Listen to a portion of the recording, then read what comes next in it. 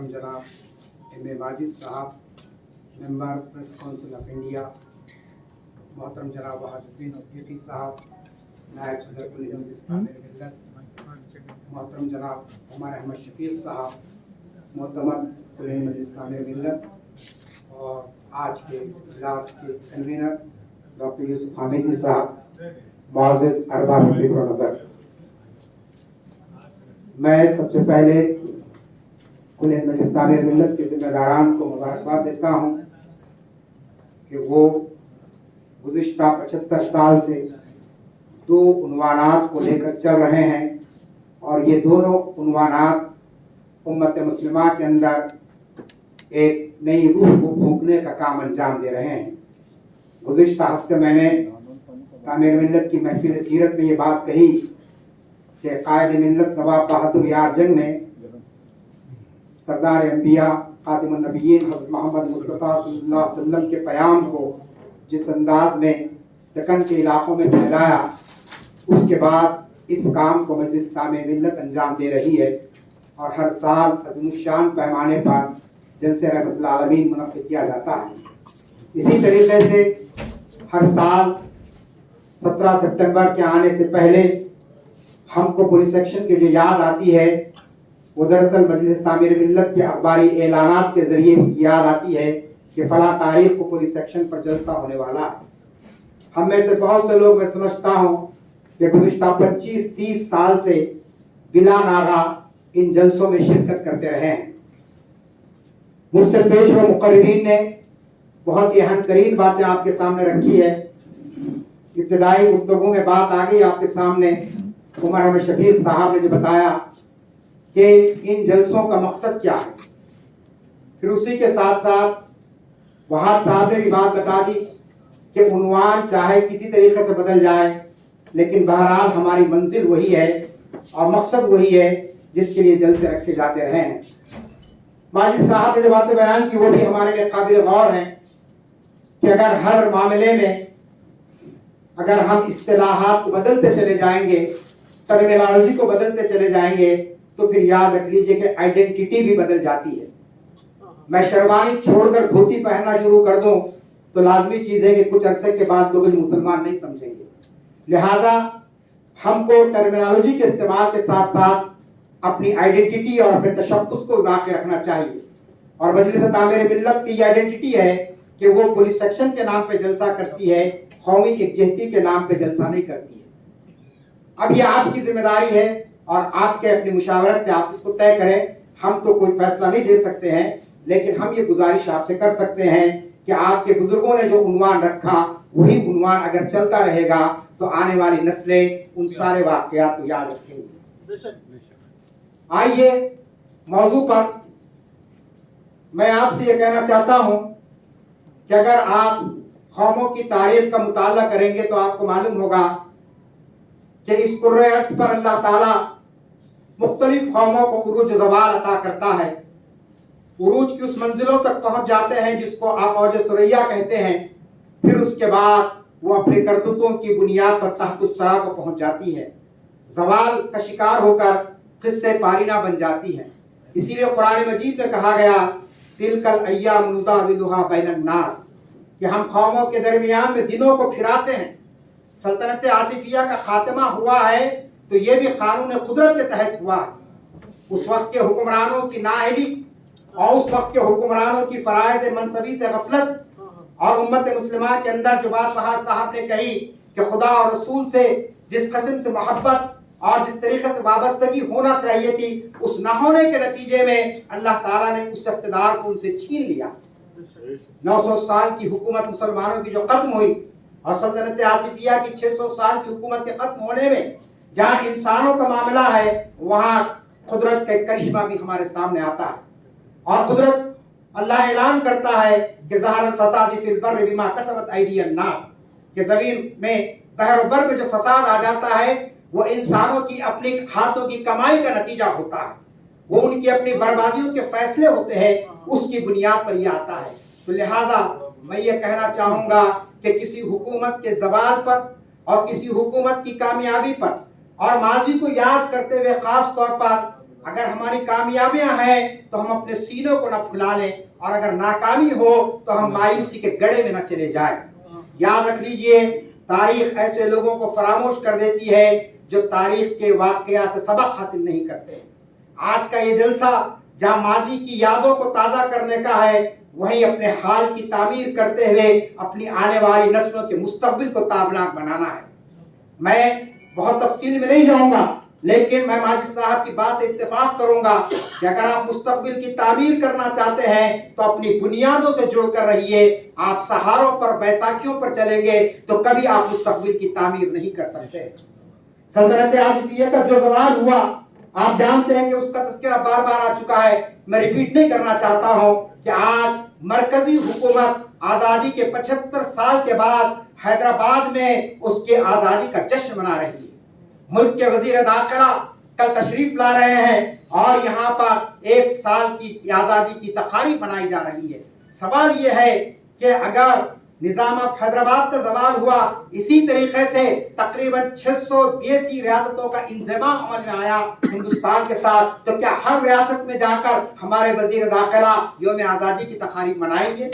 یہ سب سے بڑا سوال ہے۔ اگر آپ یہ مناتے رہیں گے تو پھر آپ کو سال کے 365 دن بس نہیں ہوں گے، کیونکہ 500 سے زائد دیسی ریاستیں ہندوستان میں ضم ہوئی ہیں۔ تو یہاں یہ سوال پیدا ہوتا ہے کہ مسلمانوں کے زخموں کو ہرا کرنے کے لیے ان واقعات کو جس کو ہم اپنے ذہنوں سے نکالنا چاہتے ہیں، اس کو پھر سے آپ تازہ کرنا چاہتے ہیں۔ میرے سامنے ایک شخصیت بیٹھی بھی ہے، قمر الدین جاگیر صاحب کی، آپ ذرا اٹھیے۔ یہ 40 دن کے تھے، ان کے ماں باپ نے انہیں لے جا کر جنگل میں پوٹلی میں لپیٹ کر پھینک دیا تھا پولیس ایکشن کے وقت، اور کہا کہ اللہ اگر ان کو زندگی دے گا تو دے گا، ورنہ یہ ہندوستانی فوج کے ہاتھ ہلاک کر دیے جائیں گے۔ میں ان کے وطن کو گیا، میں نے دیکھا کہ ایک ندی انہوں نے بتائی، لوگوں نے وہاں کی کہا کہ مجاہد صاحب یہ وہ ندی ہے جو انسانی لاشوں سے بھر گئی تھی۔ یہ وہ بولیاں ہیں جہاں خواتین نے اپنی عزت کو بچانے کے لیے اپنے آپ کو بولیوں میں کود کر اپنی جانیں دے دی۔ کیا یہ سب کو برداشت کرتے ہوئے پھر ہم جشن کی بات کریں، پھر ہم آزادی کی بات کریں؟ آج کہا جا رہا ہے کہ یوم انضمام منائیے، یوم آزادی منائیے، یوم نجات بنائیے، لیکن ہم یہ کہنا چاہتے ہیں کہ تاریخ کو جھٹلایا نہیں جا سکتا۔ سندر لال رپورٹ کو آپ پڑھ لیجئے، پنڈت جواہر لال نہرو نے بھیجا اس کمیٹی کو، کہا کہ جائیے آپ تحقیق کیجئے، اور اس رپورٹ کے اندر جو باتیں بیان کی گئی ہے اس سے میں نہیں، پانڈو رنگا ریڈی صاحب نہیں، بلکہ بی جے پی لوگوں والوں کو بھی یہ نہیں کہنا پڑے گا کہ واقعی ظلم و ستم کی ایک لمبی داستان ہے پولیس سیکشن دراصل۔ عزیزان گرامی، 17 سپٹمبر کو جو کچھ ہوا وہ دراصل کیا تھا؟ ایک خود مختار، ایک آزاد، ایک خوشحال اور ایک مذہبی رواداری کی امین مملکت کا خاتمہ عمل میں آیا ہے۔ آپ بتائیے، میر عثمان علی خان سے بڑھ کر کون قومیت جہتی کا علمبردار ہو سکتا ہے کہ جس نے اپنے خزانے سے بنارس کے مٹھوں کے لیے اپنی امداد جاری کی ہے؟ بنارس ہندو یونیورسٹی کے لیے انہوں نے گرانٹ جاری کی ہے۔ چائنا نے جب حملہ کیا ہندوستان پر تو آپ جانتے کتنے ٹن سونا انہوں نے ہندوستان کی فوج کو، ہندوستان کی حکومت کے حوالے کیا۔ تو اس سے بڑھ کر انسانیت دوست اور اس سے بڑھ کر لوگوں کی جان و مال کا تحفظ کرنے والا کون ہو سکتا ہے؟ مذہبی رواداری کے تعلق سے آپ جانتے ہیں کہ کس قسم کی مذہبی رواداری تھی۔ عثمان علی خان کا ایک فرمان مجھے یاد آتا ہے، انہوں نے اس فرمان میں لکھا کہ بحیثیت سربراہ کے میرا مذہب کی ایک دوسری حیثیت ہے، ایک دوسرا اصول ہے، اور وہ دوسرا اصول ہے صلح کل کا۔ صلح کل کے معنی کیا؟ کہ سب کو لے کر چلنے کا۔ میری مملکت کے اندر چونکہ 85% غیر مسلم رہتے ہیں اور 15% یا 14% مسلمان رہتے ہیں، میں صرف 15-14% کا حکمران نہیں ہوں بلکہ 100% یہاں کی آبادی کا حکمران ہوں، لہذا میں صلح کل پر چلوں گا۔ اور آپ جانتے ہیں یہ خود سوچنے کی بات ہے کہ مسلمان 15-14% اور غیر آبادی 85%، اگر زور زبردستی کی جاتی، اگر ظلم و ستم کیا جاتا تو کیا یہاں پر اتنے صدیوں تک مسلمانوں کی حکومت باقی رہ سکتی تھی؟ کوئی حکومت نہیں رہ سکتی ہے ظلم کی بنیاد پر، بربریت کی بنیاد پر۔ لیکن آپ جانتے ہیں کہ مملکت آصفیہ نے لوگوں کے ساتھ انصاف کیا، ان کے حقوق کی حفاظت کی، ان کے لیے وہ راستے فراہم کیے جس کے ذریعے سے وہ ترقی کر سکتے ہیں۔ آپ جانتے ہیں کہ حکومت کے ایوانوں میں جو لوگ اس وقت موجود تھے ان میں اکثر غیر مسلموں کی تھی، ان کے جو وزیر اعظم تھے وہ خود غیر مسلم تھے۔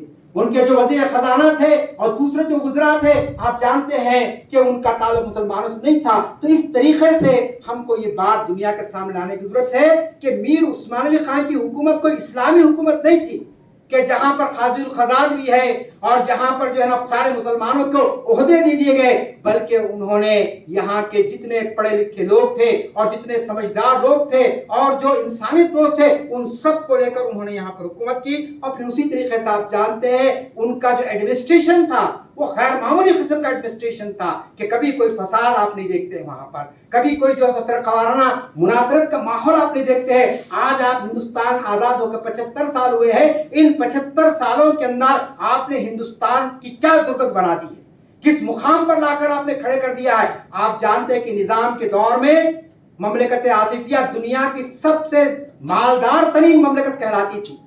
نظام آف حیدرآباد سب دنیا کے سب سے بڑے دولت مند انسان تھے، لیکن اس کے باوجود انہوں نے جس سادگی کی زندگی بسر کی، کس طریقے سے انہوں نے ایک مثال دنیا کے سامنے پیش کی کہ حکمران کو کیسے ہونا چاہیے. لیکن آج 17 سپٹمبر آتی ہے تو سب سے بڑا افسوس یہ ہوتا ہے کہ ایک ایسا حکمران جس نے پوری آبادی کو اعتماد میں لے کر حکومت کی اور جس نے اپنی انصاف پسندی کے بے مثال نمونے قائم کیے، آج اس کو مختلف قسم سے اس کو گالیاں دی جا رہی ہے، مختلف طریقے سے اس کو نوازا جا رہا ہے. مرکزی وزراء سے لے کر ایک لوکل گلی کا لیڈر بھی آپ جانتے ہیں کہ یعنی میر عثمان علی خان کے تعلق سے غیر غلط قسم کی باتیں کر رہا ہے. تو یہ دراصل یہ ماحول کیوں پیدا کیا جا رہا ہے؟ جیسا کہ ماجد صاحب نے کہا کہ اب 17 سپٹمبر کی یہ تاریخ ایک سیاسی دکان چمکانے کا ذریعہ بن گئی ہے. ہم کو ان بکھڑوں میں جانے کی ضرورت نہیں ہے. آپ دیکھیں گے کہ آج 2022 میں جو جشن آپ کو نظر آ رہا ہے، چاہے وہ ٹی آر ایس کی طرف سے ہو، چاہے بی جے پی کی طرف سے ہو اور طرف سے ہو، 2025 کے بعد دیکھیے کیا ہوتا ہے. پھر تعمیر ملت کا ایک جلسہ باقی رہے گا اور کوئی نہیں کرے گا. کیوں؟ اس لیے کہ یہ سیاسی گمکس ہیں. اس سیاسی گمکس کو آپ کو سمجھنے کی ضرورت ہے. کوئی یہ مت سمجھے کہ آپ کا دوست بن کر قومی یکجہتی کے نام پر یہ کہنے آ جا رہا ہے کہ بھائی واقعی جو ہے نا بڑی بہترین حکومت تھی اور وہی حکومت ہم پھر لانے کی کوشش کریں گے. کہنا ہے تو کہیے. گاندھی جی نے کہا تھا آزادی کے بعد کہ اگر آپ ایک ویلفیئر اسٹیٹ قائم کرنا چاہتے ہیں، ہندوستان کو ایک رام راجیہ قائم کرنا چاہتے ہیں تو follow the footprints of Abu Bakr and Umar. یہ گاندھی جی نے کہا باضابطہ ہریجن نامی کتاب میں ان کی لکھی ہوئی گفتگو. تو آپ بتائیے، آج آپ کہیے یہ بات کہ ہم وہ حکومت لانا چاہتے ہیں، وہ نظام قائم کرنا چاہتے ہیں جہاں پر سارے لوگ اطمینان اور سکون کی زندگی بسر کریں. تو عزیزان گرامی، میں آپ سے اس موقع پر یہ کہنا چاہتا ہوں کہ قومی یکجہتی منانا چاہیے، اور سلطنت آصفیہ میں جو قومی یکجہتی تھی اس سے بڑھ کر قومی یکجہتی کے مناظر آج ہم کو ہندوستان میں کہیں پر بھی نظر نہیں آ رہے. ہم چاہتے ہیں ان جلسوں کے ذریعے مسلم حکمرانوں نے عملی طور پر قومی یکجہتی کا جو مظاہرہ کیا اس کو پیش کیا جائے، لوگوں کو بتایا جائے کہ قومی یکجہتی کیا ہوتی ہے، قومی یکجہتی کا مفہوم کیا ہوتا ہے. پھر اسی طریقے سے آپ جانتے ہیں کہ یہ جو مملکت آصفیہ کا واقعہ ہوا، جیسا کہ میں نے آپ کے سامنے کہا کہ ہم کو ماضی کے واقعات کو دہراتے ہوئے زخموں کو کریدنا نہیں ہے. ہم ان یادوں کو یاد کر کے ہم اپنے آپ کو مزید مایوسی کا شکار نہ کر لیں، کیونکہ مایوسی اسلام میں کفر ہے. اور آپ جانتے ہیں کہ میں نے قرآن کی آیت آپ کے سامنے پڑھ دی کہ اللہ تعالیٰ کی یہ حکمت ہے، اس کی مشیت ہے کہ وہ دلوں کو پھیرتا ہے قوموں کے درمیان میں. آج ہم کو آگے کا سبق لینا چاہیے. کوئی سیکشن کے ذریعے جو سبق ہم کو ملتا ہے، پہلی بات جیسا کہ میں نے کہا اس وقت کی مرکزی حکومت کی نیت. اسٹینڈ اسٹل ایگریمنٹ آپ پڑھیے. اسٹینڈ اسٹل ایگریمنٹ میں یہ بات کہی دی گئی تھی کہ آپسی بات چیت کے ذریعے مسئلے کو حل کر لیا جائے گا. انتظار نہیں کیا گیا. اقوام متحدہ میں ہمارا ڈیلیگیشن گیا ہوا تھا معین نواز جنگ کی صدارت میں، اس میں غیر مسلم بھی تھے لیکن وہاں کو پہنچ نہیں سکا. تو یہ سارے تاریخی واقعات ہیں جس سے آج کی نسل واقف نہیں ہے. میں ان واقعات میں جانا نہیں چاہتا ہوں، صرف آپ سے یہ کہنا چاہتا ہوں کہ ماضی کے ان واقعات کے ذریعے ہم کو موجودہ حالات کے اندر کیا کرنا ہے اسے سبق لینا چاہیے. سب سے پہلا سبق یہ ملتا ہے کہ اگر اللہ نے اقتدار آپ کو دیا ہے، حکومت آپ کو دی ہے یا کوئی بھی اختیار آپ کو دیا ہے تو آپ اس ذمہ داری کو محسوس کیجیے اور اس منصب پر جو آپ فائز ہیں اس منصب کے مطابق آپ اپنے کام انجام دیجیے. جس کو بھی اقتدار ملا ہے جو بھی جو ہے نا ذمہ دار ہیں جماعتوں کے ہو یا کسی اداروں کے ہو، وہ یہ بات طے کریں کہ واقعی جو کمزوریاں آ جاتی ہیں اور اس سے جو زوال آتا ہے اس کو دور کرنے کا ذریعہ یہ ہے کہ ہم اپنے آپ کو پہچانیں، اور پھر اسی طریقے سے آپ جانتے ہیں کہ اپنے اندر دوراندیشی، بصیرت اور بصارت یہ بہت ضروری ہے۔ پولیس سیکشن کا ایک رخ یہ بھی ہے، ماجد صاحب نے یقیناً قاسم رضوی صاحب کے تعلق سے باتیں کی ہیں، اور میں جانتا ہوں ہم کسی کی نیت پر شک نہیں کر سکتے، ہم کسی کے یعنی بیانات کو کوئی نہیں کر سکتے، لیکن میں خلیل اللہ حسینی صاحب کے الفاظ کو یہاں دہرا رہا ہوں قاسم رضوی صاحب کے تعلق سے۔ قاسم رضوی صاحب کے تعلق سے سید خلیل اللہ حسینی صاحب نے جگہ پہ لکھا ہے کہ قاسم رضوی صاحب جری ضرور تھے، یعنی بہادر تھے، بے باک تھے، نڈر تھے، لیکن جوش آزادی میں وہ ہوش سے بہت دور ہو گئے تھے۔ جو انسانوں کو اپنی کمزوریوں پر نظر ڈالنے پر مدد دیتا ہے، انسان اگر ہوش سے چلے تو اس کو اپنی کمزوریاں نظر آ جاتی ہیں۔ حالات کچھ تھے ہوں گے، میں کوئی تبصرہ نہیں کر رہا ہوں قاسم رضوی صاحب کی قیادت پر، یقیناً اس وقت ان کے لیے وہ ضروری تھی جو، کیونکہ میں بھی نہیں پیدا ہوا تھا، آپ بھی نہیں پیدا ہوئے تھے، بہت سے لوگ، لہذا جو گزرے ہوئے لوگ ہیں ہم ان کے تعلق سے کوئی زیادہ لب کشائی کرنا کم از کم میں اپنے لیے مناسب نہیں سمجھتا ہوں، اسی لیے میں نے خلیل حسینی صاحب کے الفاظ کو یہاں پر دہرایا ہے۔ آگے انہوں نے جو بات لکھی ہے کہ اسی جوش کا نتیجہ ہوا جو ہمارے سامنے آیا، وہ یہ کہ آپ دیکھتے ہیں کہ اس دور کی قیادت یہ نعرے لگا رہی تھی کہ لال قلعے پر آصفی پرچم لہرائے گا، اور دعویٰ کیا جا رہا تھا وہ دن دور نہیں جب خلیج بنگال کی لہریں حضور نظام کی پاؤں چومیں گی۔ اب آپ غور فرمائیے جوش کی انتہا کیا تھی۔ ہندوستانی فوج کے دباؤ میں آ گئے تھے، آپ بڑے اطمینان سے تھے، حیدرآبادی، ایک حیدرآبادی کا بھی قتل نہیں ہوا ہے، یاد رکھ لیجیے۔ جو کچھ قتل عام ہوا وہ ہمارے سرحدی علاقوں میں ہوا، عثمان آباد، لاتور، بیدر، گلبرگہ، اسی طریقے سے ادھر آپ کے نلگنڈا وغیرہ وغیرہ۔ حیدرآباد کا مسلمان بالکل محفوظ تھا، بلکہ بعض واقعات یہ آتے ہیں کہ حیدرآباد کے نواب پولیس سیکشن سے 2-4 دن پہلے بھی تیتر بٹیر کھیل رہے تھے، اطمینان کی زندگی بسر کر رہے تھے۔ لہذا میں اور آپ اس کرب کو، اس ستم کو محسوس نہیں کر سکتے ہیں جو پولیس سیکشن کی شکل میں ہمارے ان سرحدی علاقوں کے لوگوں نے دیکھا، اور اس کو انہوں نے خود انگیز بھی کیا۔ میں نے آپ کے سامنے مثال رکھ دی کہ پورا کا پورا گاؤں ختم ہو گیا، کوئی نہیں بچا۔ ایسے کئی علاقے ہیں۔ خان لطیف خان صاحب کی تقریر آپ کو یاد ہوگی، سقوط حیدرآباد جو کتاب کی رسم اجرا ہو رہی تھی اردو گھر میں، اور اردو گھر بھر کر باہر نکل گئی تھی پبلک، روڈ جام ہو چکی تھی۔ خان لطیف خان سے کہا کہ جب پولیس سیکشن ہوا تو میں سوریا پیٹ سے رات کے اندھیرے میں مختلف راستوں کو طے کرتے ہوئے حیدرآباد آیا، 1 ہفتے سے زیادہ کا وقت مجھے گزر گیا، اور حالت ہماری یہ ہو چکی تھی کہ کئی دن تک ہم کو کھانا نہیں ملتا تھا۔ لیکن وہی خان لطیف خان پولیس سیکشن سے سبق لیے، میں اس لیے کہنا چاہ رہا ہوں کہ مرحوم ہو چکے ہیں، زندہ رہتے کوئی تعریف کرتا لوگ کہیں گے کہ صاحب آپ کے اخبار میں فوٹو آنے کے لیے آپ ان کی تعریف کر رہے ہوں گے، انہوں نے کیا محنت کی، کیسی محنت کی آپ کے سامنے ہے، میں تعریف یعنی بہت سے لوگوں کی مثالیں ہیں۔ تو ہم کو کسی واقعے سے سبق لیتے ہوئے ایک نیا عزم ہمارے اندر پیدا کرنے کی ضرورت ہے، ہماری نوجوانوں کو سکھانے کی ضرورت ہے۔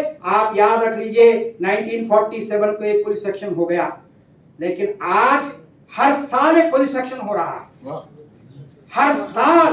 آپ دیکھیے ماب لنچنگ میں کتنے نوجوان ہمارے چلے گئے، آج تہاڑ جیل کے اندر پڑھے لکھے لوگ، نوجوان عمر خالد سے لے کر آپ صدیق کوپن تک کتنے نوجوان ہیں جو آج جیلوں میں سڑ رہے ہیں، کتنی خواتین ہیں جو حاملہ تھی اور ان کو ان کی عصمت ریزیاں کی گئی، ان کا قتل عام ہوا اور اس کے بعد ان کے مجرموں کو چھوڑ دیا گیا۔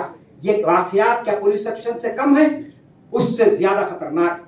تو عزیزان گرامی، ہماری ذمہ داری ہے کہ ہم ذمہ داریوں کو سمجھیں اور محسوس کریں، اور اپنی تہذیب و تمدن اور اپنی شریعت اور اپنے یعنی شاعر اسلام کو بچانے کی کوشش کریں، چونکہ ہم سب پانڈو رنگا ریڈی صاحب کو سننا چاہتے ہیں۔ میں بھی کوئی زیادہ آپ کا وقت لینا نہیں چاہتا ہوں، بس ایک بات یہاں کہنا چاہتا ہوں کہ اسی دوران میں آپ دیکھتے ہیں کہ مولانا سید ابو العلا مودودی صاحب نے ایک خط لکھا تھا علماء کو۔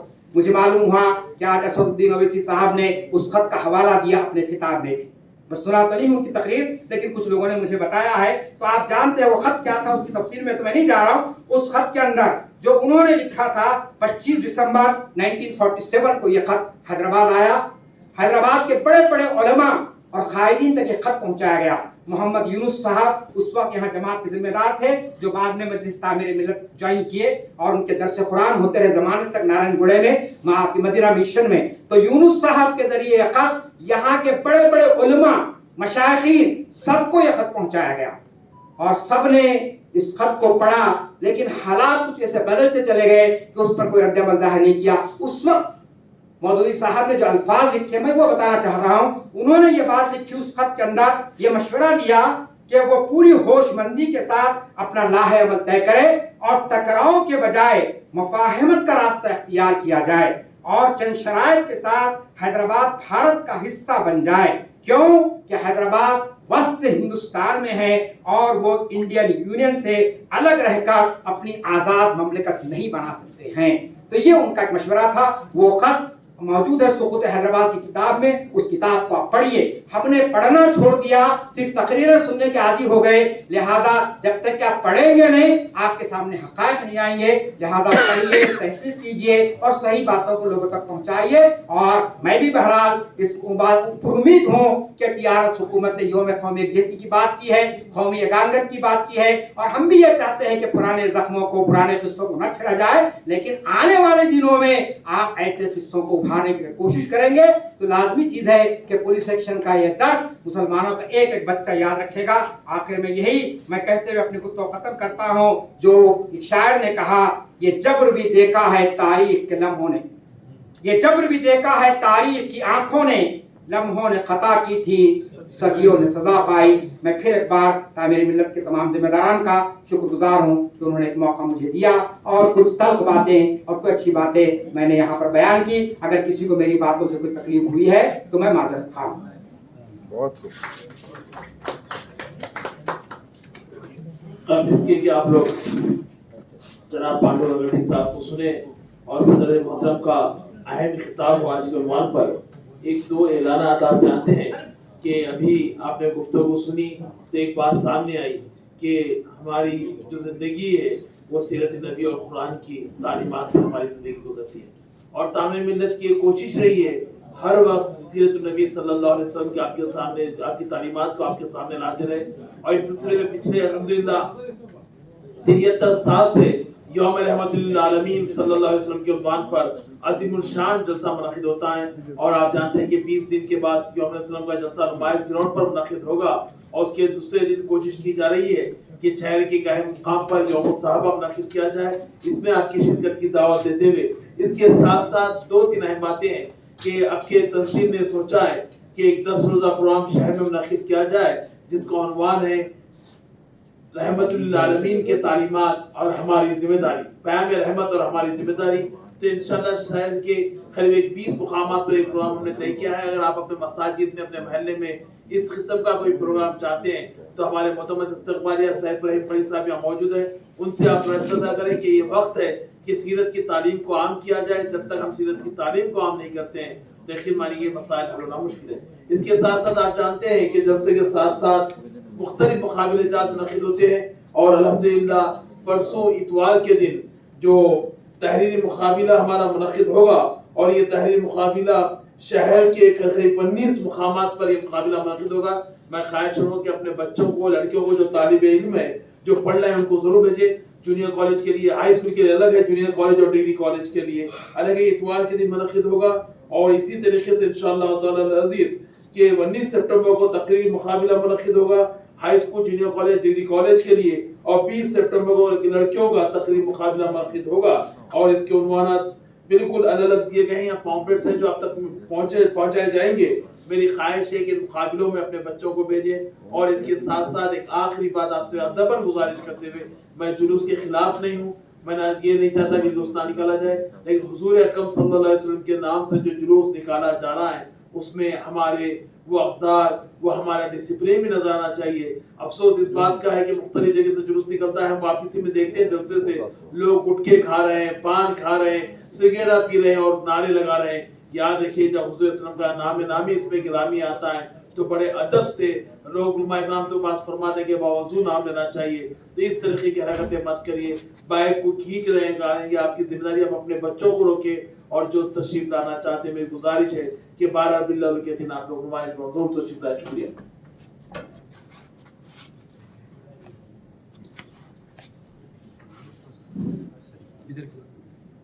और इसी तरीके से हमारे नायब सदर साहब ने याद दिलाया इंशाअल्लाह ताला इस पहली मर्तबा बहुत ज़माने के बाद आप जानते हैं तामीर मिल्लत फन सिपाहीगिरी के मुकाबले भी रखा करती थी, लेकिन कुछ वजूहात पर वो मुकाबले रुक चुके थे। लेकिन इस साल सदर मोहतरम ने और मजलिस इस्तक़बालिया ने डिसाइड किया है कि इस साल से इंशाअल्लाह ताला फन सिपाहीगिरी के मुख्तलिफ मुकाबले और स्पोर्ट्स के मुकाबले रखे जाएँ। इस बारे में कोशिश की जा रही है। इंशाअल्लाह कराटों के मुकाबले होंगे, जूडो के मुकाबले होंगे और इसके साथ साथ इंशाअल्लाह ताला आम रेसलिंग का मुकाबला होगा। फिर कोशिश की जा रही है कि बच्चों को सीरत की तालीमात से खरीद करने के लिए फुटबॉल, हॉकी, क्रिकेट के मुकाबले रखे जाए और इसके लिए इंशाअल्लाह ताला 1, 2, 4 के दिन कल हमारी इस्तक़बालिया का इजलास है। इसके बाद में इंशाअल्लाह ताला इसका ऐलान होगा। सदर मोहतरम ने इजाज़त दे दी है और इसके साथ साथ कोशिश ये की जा रही है कि नौजवान बच्चों के लिए जो पढ़ते हैं, जो स्पोर्ट्स के तहत रोबोटिक्स के उनके भी मुकाबले रखे जाए। आज जानते हैं कि दुनिया बहुत तरक्की कर रही है, रोबोट्स बनाए जा रहे हैं, नई टेक्नोलॉजी आई है, तो इस ताल्लुक से भी मुसलमानों को खरीद किया जाए और इसके मुकाबले भी इंशाअल्लाह ताला रख रहे हैं। तो मेरी उम्मीद है कि इन तमाम तफसीलात अखबारात के ज़रिए, पॉम्पलेट्स के ज़रिए और सोशल मीडिया के ज़रिए आप तक आएंगे। तो मेरी गुजारिश है कि इसकी शादी में और इन मुकाबलों को कामयाब करने में आप ज़रूर अपना ताउन पेश करें। और मैं डॉक्टर यूसुफ हामिद जी और बहुत सारे जो यहाँ बातें हैं इंशाअल्लाह ताला उसको भी नज़र में रखा जाएगा। एक बात सदर मोहतरम की तरफ से बोलते हुए चले जाओ, मुख्तार की बात को ख़त्म करूँ कि जो उन्वान दिया गया है, सोच कर दिया गया है कि उन्वान के जो कौमी यकजहती है, इसकी जो हक़ाइक़ है वो आपके सामने लाए। अगर ये उन्वान नहीं दिया जाता तो ये बातें भी सामने नहीं आती थी। बहरहाल इंशाअल्लाह ताला सदर मोहतरम तशरीफ फरमाए वो इस उन्वान पर गुफ्तगू करेंगे। मैं डॉक्टर यूसुफ हामिद साहब मोहतरम मेरे प्रोग्राम से ख्वाहिश करता हूँ कि इस कार्रवाई को आगे बढ़े।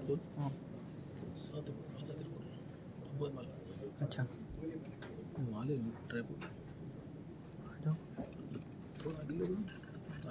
अब मैं कैप्टन फजल साहब